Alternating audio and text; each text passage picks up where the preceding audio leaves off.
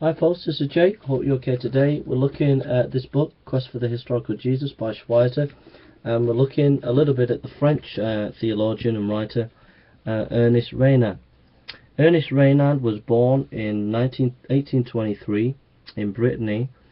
Intended for the priesthood, he entered the seminary of Saint Sulpice in Paris, but there, in consequence of reading the German critical theology, he began to doubt the truth of Christianity and of its history.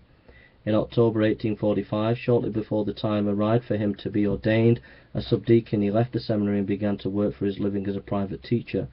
In 1849, he received a government grant to enable him to make a journey to Italy for the prosecution of his studies, the fruits of which appeared in a Paris edition of his writing in 1852. In 1856, he was made a member of the Académie des Inscriptions.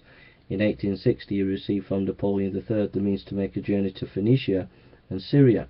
After his return in 1862, he obtained the professorship of Semitic languages at the Collège de France. But the widespread indignation aroused by his Life of Jesus, which appeared in the following year, forced the government to remove him from his office.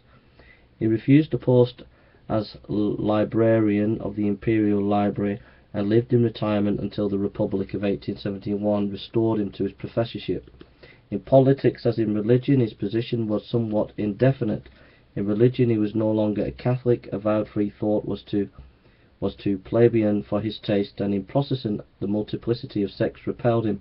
Similarly, in politics, in the period immediately following the fall of empire, he was in turn a royalist, a republican, and Bonapartist. At bottom, he was a skeptic. He died in 1892, already half forgotten by the public, until his imposing funeral, an intermittent in the Pantheon, recalled him to its memory. Renan wrote A Life of Jesus. It was a romantic life, and it was influential in his time. And basically what it shows is that you can have a belief about history, a romantic view of history, and write a romantic view of Christ.